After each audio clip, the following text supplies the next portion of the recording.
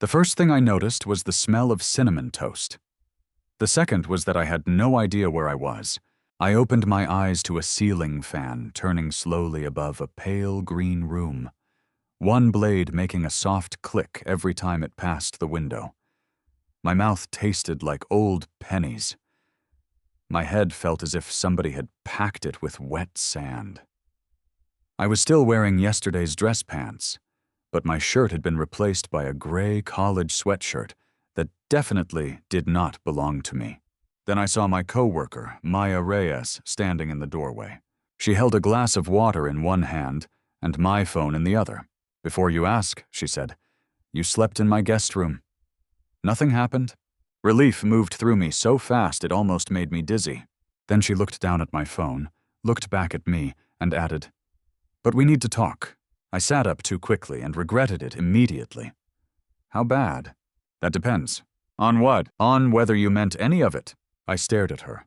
Maya stepped into the room and set the water on the nightstand. She looked tired. Not angry exactly. Tired in the way people look after spending hours carrying something they did not ask to carry. "You gave a speech," she said. My stomach tightened. "At the party?" "In the middle of the party." "Was there a microphone?" "There was after you borrowed it from the band." I closed my eyes. "That's not the part we need to talk about," she said. I opened them again. She held out my phone. On the screen was an email I had sent at 12:47 a.m. to our company president, our HR director, and the chair of the promotion committee. The subject line read, "Withdrawal from regional director consideration." I read it twice, then a third time. The email was only 4 sentences long. I thanked the committee. I said I was withdrawing my name. I said the reporting structure under the new role would place Maya directly beneath me. And I ended with a sentence that made every trace of my hangover disappear. "I will not accept a promotion that requires me to pretend my feelings for Maya Reyes do not exist." I looked up. Maya folded her arms. "That," she said quietly, "is why we need to talk." My name is Ethan Cole. I was 34 years old, a senior project estimator at Harbor and Pine Development in Portland, Oregon. And until that morning, I had built my life around one simple rule: never make a permanent decision while emotional. It was a rule born from experience. My father had been brilliant, charming, and incapable of separating a strong feeling from a life-changing choice. He quit jobs after arguments, bought cars when he was scared, promised things when he was guilty. My mother spent 26 years cleaning up the consequences. When I was 22, I decided I would become the opposite kind of man: careful, predictable, difficult to surprise. At work, that made me valuable. In my personal life, it made me nearly impossible to know. Maya had joined Harbor and Pine 4 years earlier as a community outreach manager. She was 31 now, direct without being cruel, warm without performing warmth, and better than anyone I knew at walking into a room full of angry residents and making them feel heard without promising things we could not deliver. We worked on the same projects from opposite sides of the table. I priced what buildings would cost. Maya explained why the people who lived around them might care. For years, we had been close in the safe, deniable way adults sometimes choose when the truth feels inconvenient. Nothing had happened between us. That had always been the point. I rubbed both hands over my face. "Did I say this to you first?" Maya gave me a look I deserved. "You said a lot of things to me first." "What things?" She looked toward the hallway. "Get dressed, eat something, then I'll tell you what happened." My clothes had been folded over the back of a chair. My tie was missing. One shoe was under the desk. The other was by the door.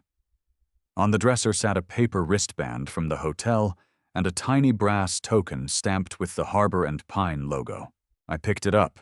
Maya saw me do it. Her expression changed. "What?" I asked. "Nothing. That is clearly not nothing." She exhaled. "You gave me that last night." "What is it?" "A drink token." "That sounds romantic."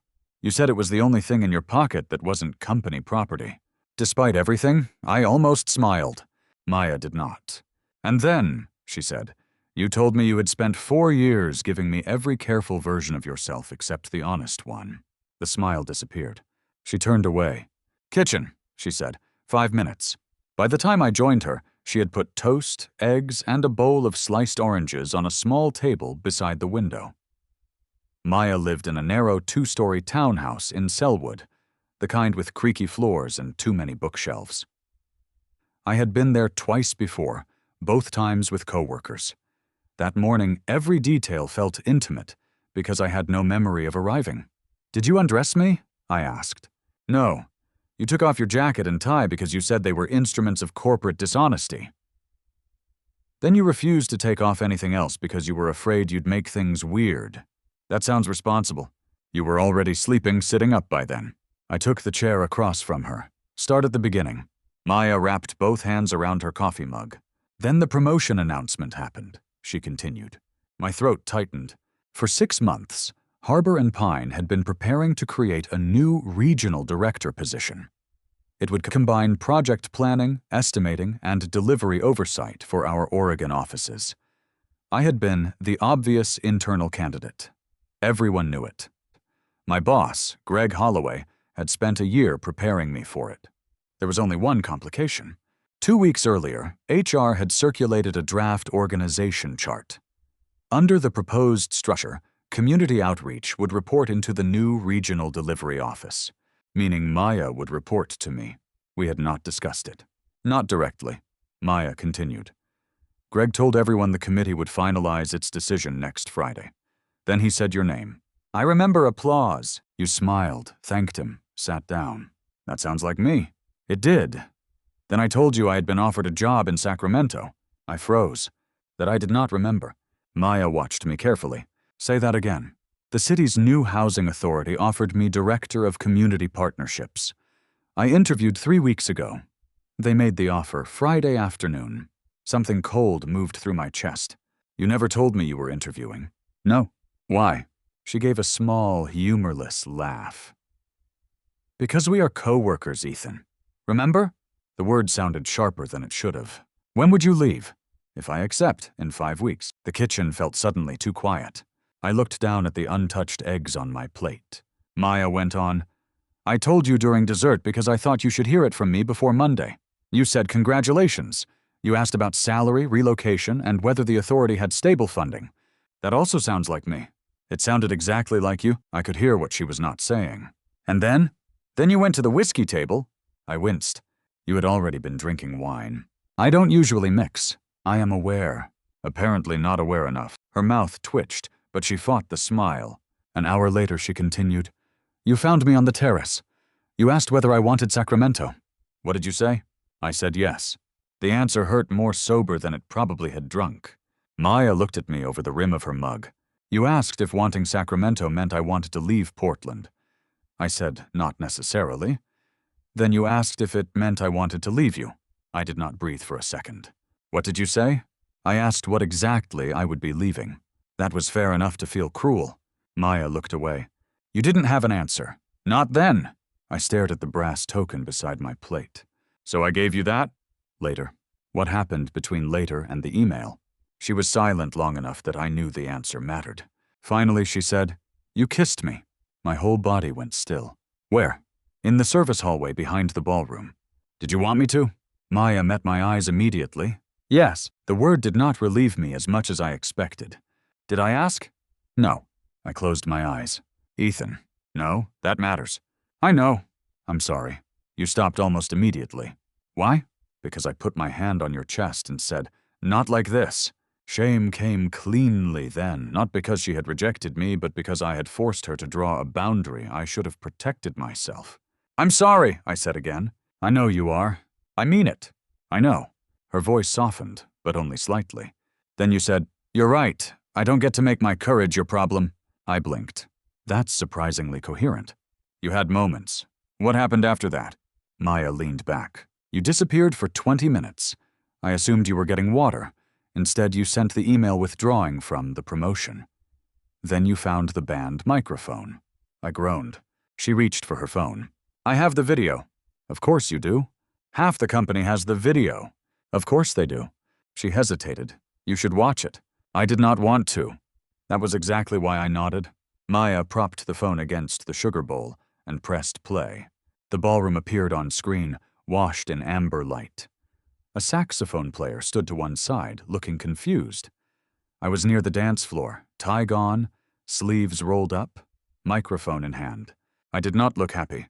I looked furious with myself. "Can I borrow 30 seconds? Video me asked. Someone yelled, "Only if this is about steel prices." People laughed. I did not. I spent most of my adult life believing that good judgment means never making decisions that can hurt people, I said. Turns out that can become a very polished excuse for never saying what you want. The room quieted. I saw Maya in the background, standing by the terrace door. Video me continued.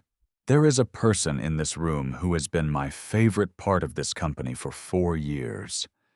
She knows I hate networking breakfasts, that I pretend not to like dogs because I don't want one, and that I call my mother every Wednesday even when we are both too tired to talk. A few people turned toward Maya. She covered her face. I have known for a long time that I love her, I said. I have also known that if I become regional director under the proposed structure, she would report to me. So I told myself silence was ethical, that protecting her career meant never giving her the chance to say what she wanted. My chest tightened. On the video, Maya took one step toward me. I was wrong, I said. Silence made the decision anyway. It just made it without her. There was no applause now. No one laughed. I am withdrawing from the promotion process because the current structure is wrong for reasons bigger than my feelings. And I am saying this part because I should have said it privately years ago. I looked directly at Maya. Maya Reyes, I love you. You do not owe me Portland. You do not owe me an answer tonight. You do not owe me anything because I finally told the truth too late. The video ended. I stared at the dark screen. Maya did not move. Finally, I said, "Did I really withdraw?" "Yes. Can I undo it?" "Probably. Greg emailed you at 7 this morning asking whether the message was final." I rubbed my forehead. Maya's voice turned quiet. "Which part are you trying to undo?" I looked at her. There it was. The question beneath every other question. "The email," I said.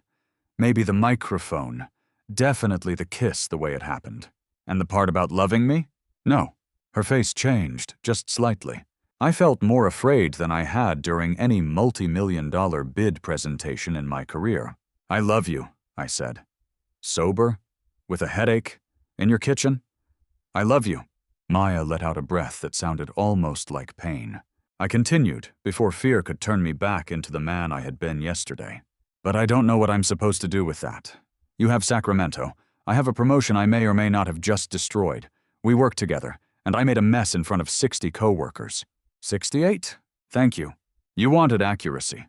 I regret building that reputation." She smiled then. A real smile, brief and tired. It disappeared quickly. "I love you too," she said. The room seemed to tilt. I did not move. "You do? For almost 3 years." I stared at her. "And you never said anything?" Maya raised one eyebrow. "Do you really want to make that argument?" "No."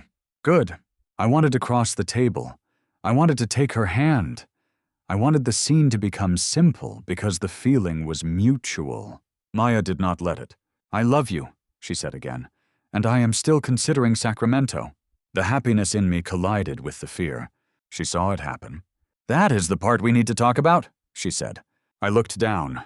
"I don't want you to stay because of me." "I know. I mean it. I know you mean it. That doesn't automatically make it generous." I frowned. Maya folded her hands around the mug. "You keep deciding what would be best for me before I tell you what I want. Last night, you decided you had to withdraw from the promotion to protect me. This morning you are deciding I should not stay for you. Both decisions sound noble. Both put you in charge of what my choices mean." The words hit harder because they were calm. I thought of my father making reckless choices that forced everyone else to adapt. I had spent 12 years becoming the opposite man. Somehow I had arrived at the same destination by a cleaner road. Control was still control when it wore a tie and carried a risk assessment. "So what do you want?" I asked. Maya's eyes filled, but her voice stayed steady. I want the Sacramento job because it is work I care about. I would get to build programs instead of defending decisions made by people above me. I would have authority. I would be closer to my sister and my niece. I nodded. And I want you? I looked at her. I wanted you before Sacramento called, she said. I wanted you when you sat with me in the emergency room after my dad's accident. I wanted you when you drove across town at 6 a.m. because I had left the East Bank presentation boards in my garage. I wanted you last year when you spent Christmas Eve helping me assemble a dollhouse for my niece. Because the instructions were translated from something that was definitely not English. I laughed once. Those instructions were criminal. They were. But I am not willing to turn down a job just so you can believe I chose you. And I am not willing to take it just so I can prove I did not choose you. I need the decision to belong to my whole life. There was nothing I could argue with. That was probably the point. What do you need from me? I asked. Today?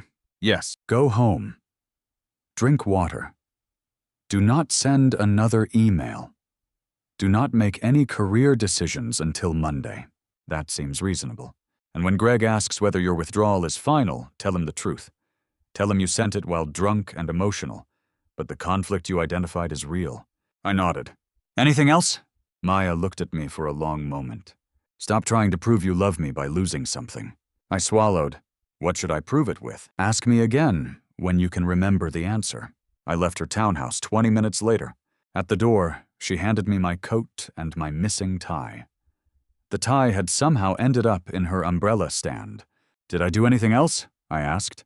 You told Greg his leadership philosophy could fit on a refrigerator magnet.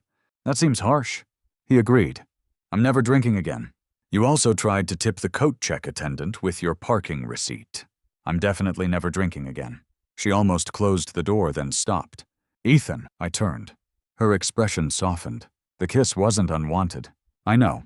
I just need you to know I wanted it. I know that matters too. She nodded. And not like that again. Not like that again. The door closed. I stood on the porch in the cold for several seconds before walking toward my car. On the drive home, the city looked offensively normal. Monday morning arrived with the emotional subtlety of a fire alarm. At 9, HR called Maya and me into a conference room.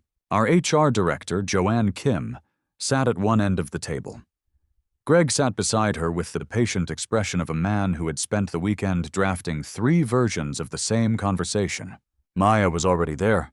She wore a charcoal blazer and had her hair pulled back. Professional armor. I took the chair across from her. Joanne opened a folder. I want facts, not interpretations, she said. That was one reason I liked her. She asked whether anything sexual had occurred at Maya's home. No. Maya and I answered at the same time. She asked about the kiss. I said I initiated it. Maya stopped it. I apologized. Maya added, I was not afraid of Ethan. I did not feel coerced. But I did tell him the setting, and his condition made it inappropriate. Joanne nodded. Are you currently in a romantic relationship? I looked at Maya. She answered first. We have acknowledged mutual feelings. We have not decided what the relationship is. Accurate, unromantic, strangely comforting. Joanne turned to me. And your withdrawal email? I sent it while intoxicated. I regret sending it that way. I do not regret raising the structural conflict. Greg leaned forward. Is the withdrawal final? This was the question Maya had told me not to answer for her. So I did something new. I don't know yet. Greg blinked. Joanne did not. I continued. I want the role.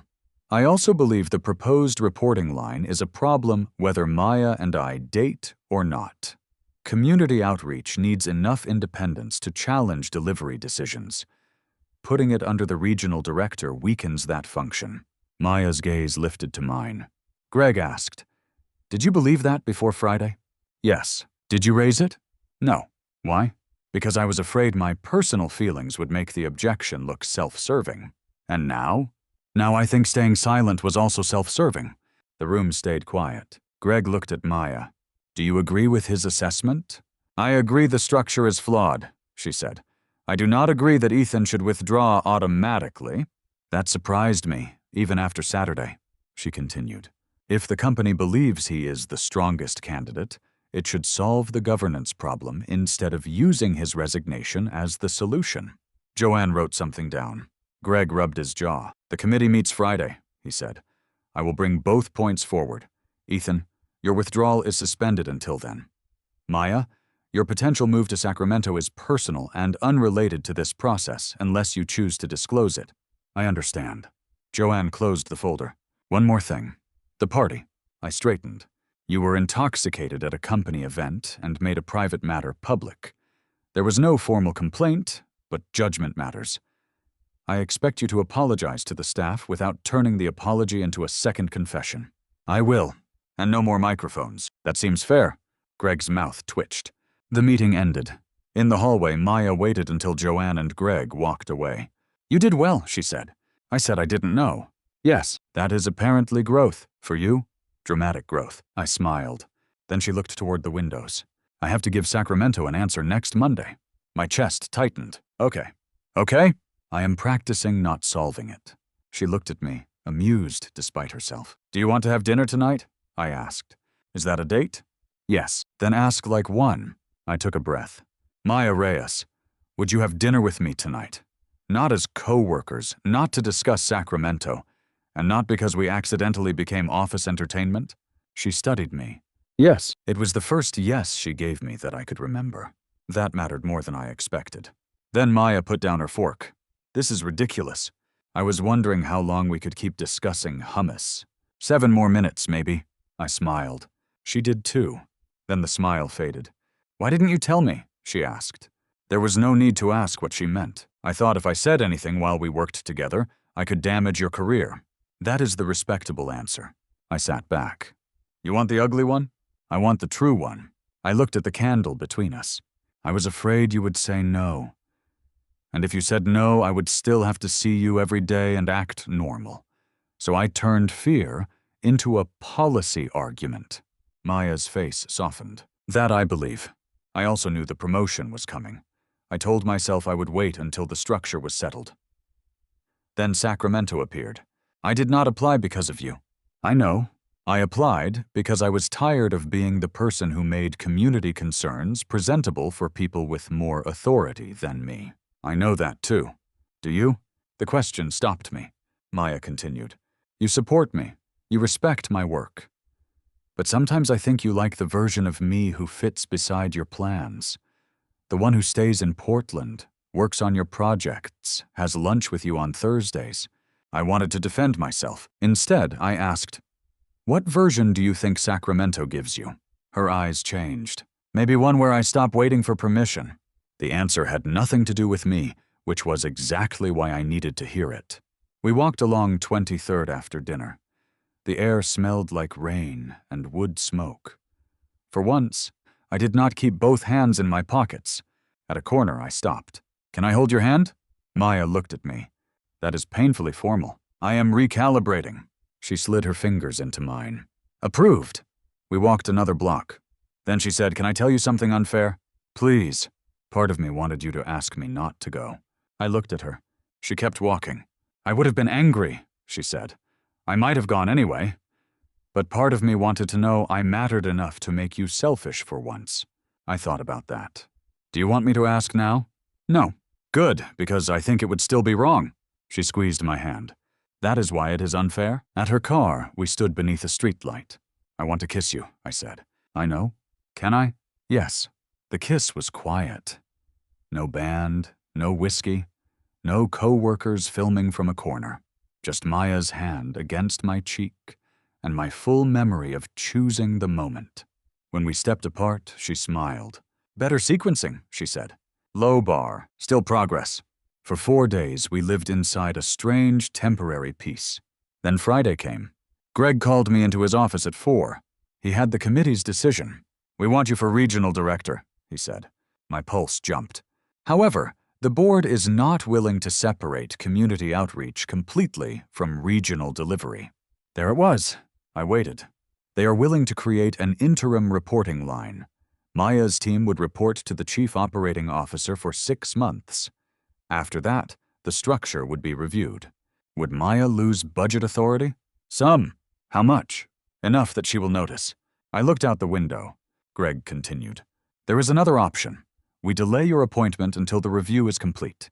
You remain senior estimator. No title change. No raise. If the structure is approved later, the role is yours. And if it isn't, we reopen the search. A week earlier, I would have picked the option that cost me most and called it love. Now I asked, does Maya know? No. I need to talk to her before I answer. Greg nodded once. That is why I told you before 5. Maya was still at her desk when I found her. We went to an empty conference room. I laid out both options exactly as Greg had described them. She listened without interrupting.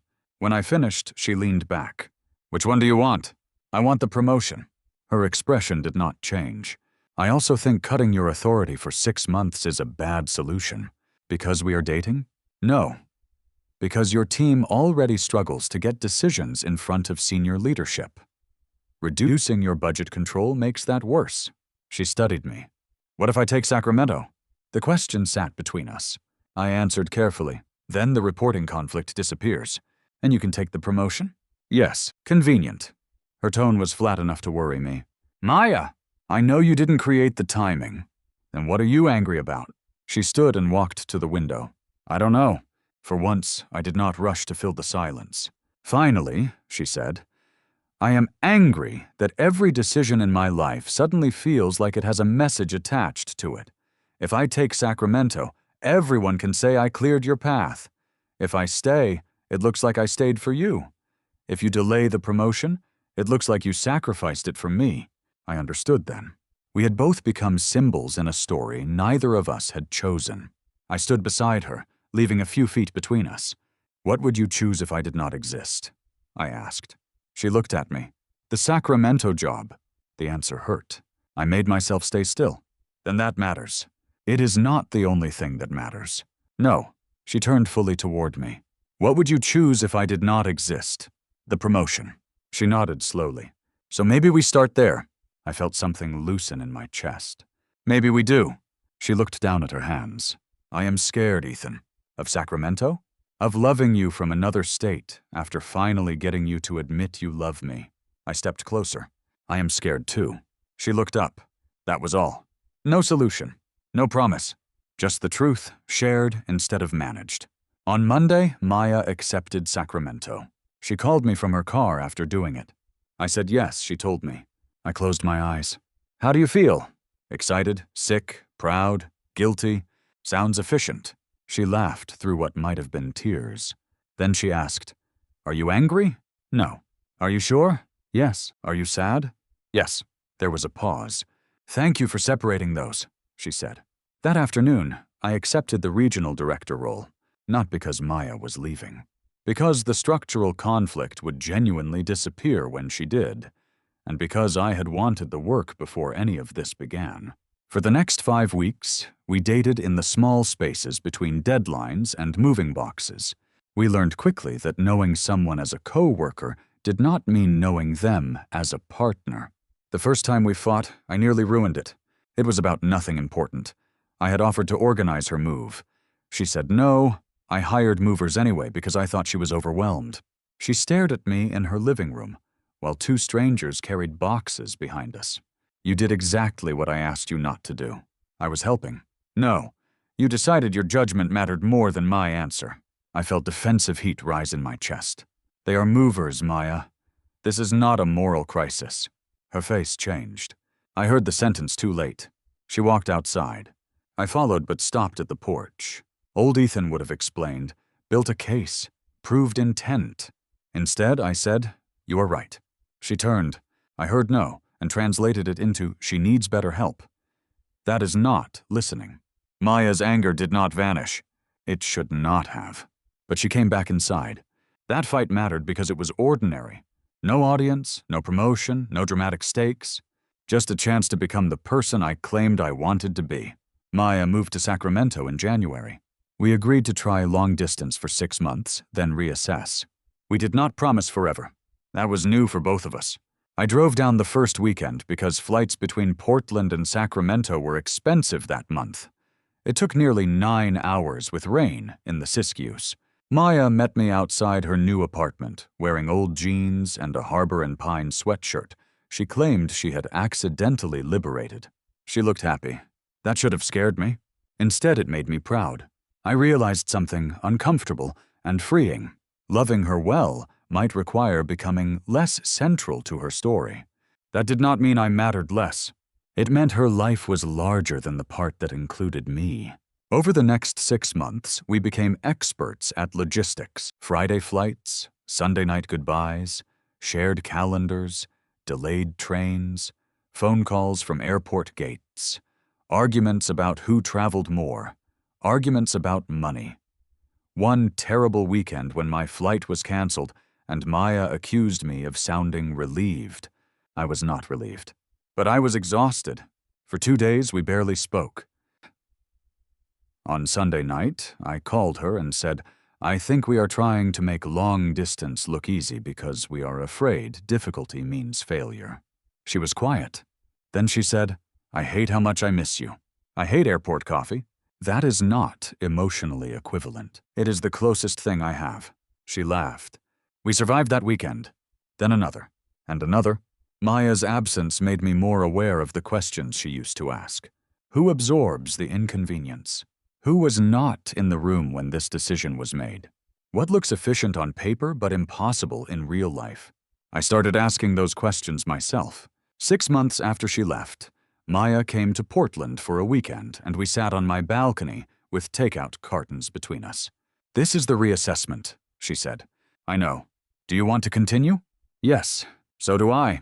I waited. She narrowed her eyes. "That was too easy. I have additional bullet points." "Of course you do." I smiled.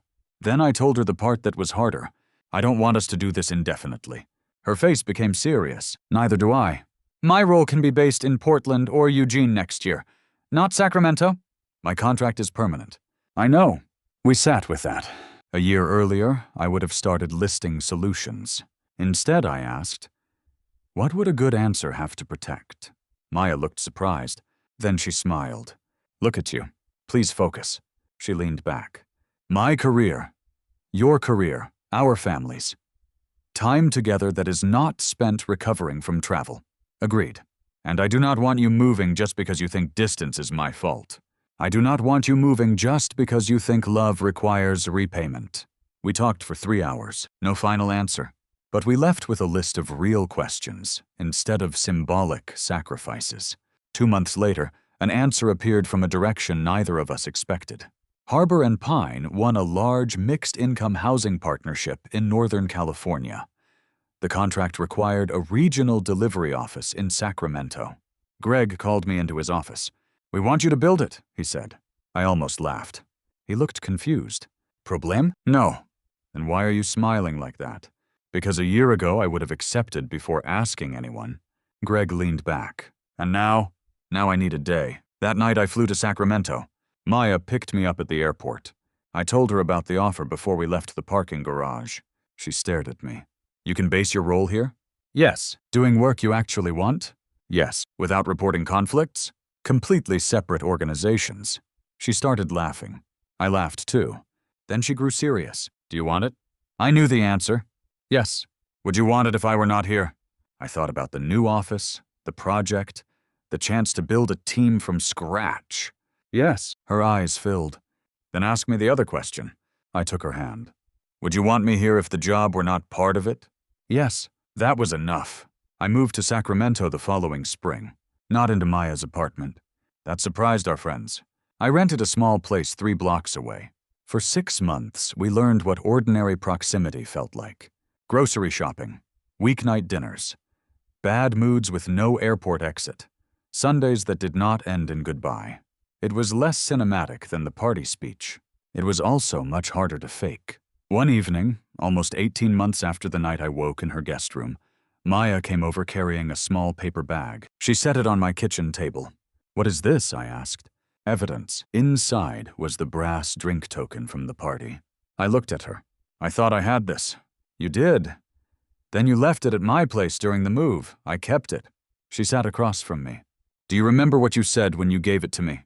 "No." "You said, 'This is not a ring. I am too drunk for jewelry with consequences.'" I laughed so hard I had to sit down. "That might be the smartest thing I said all night." "Possibly." She pushed the token toward me. Why now? I asked. Because I want you to remember that the night was not magic. I looked at her. The speech did not create us, she said. It forced us to stop pretending. That is different. I turned the brass token over in my fingers. I know. Do you? Yes, she waited. I understood what she wanted. So I told her.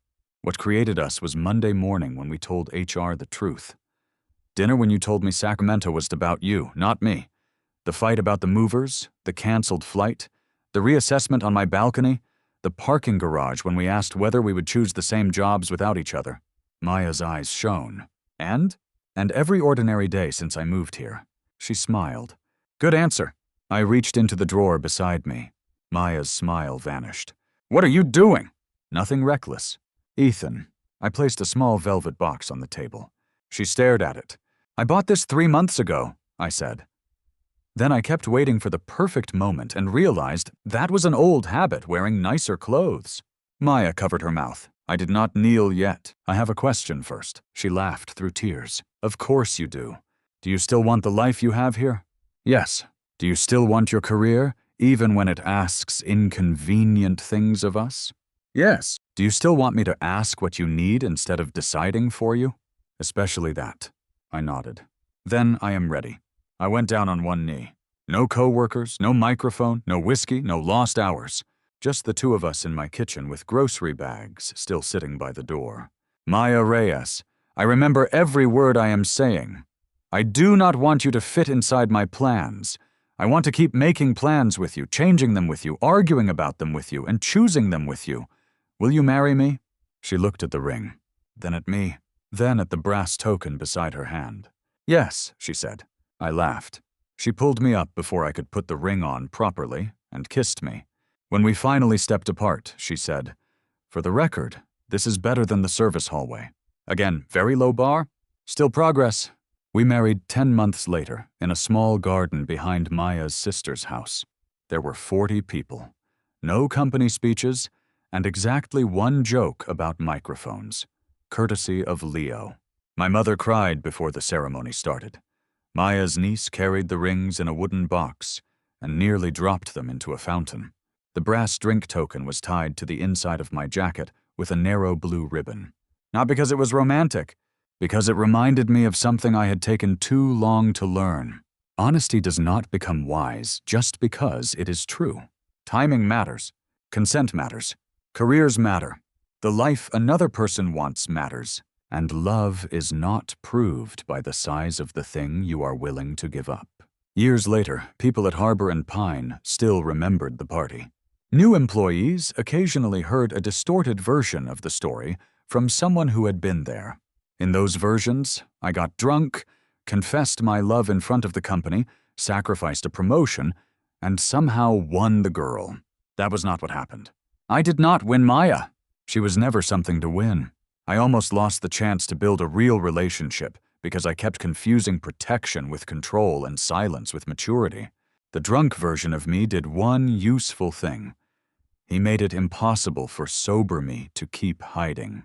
Everything important happened after that. The apology.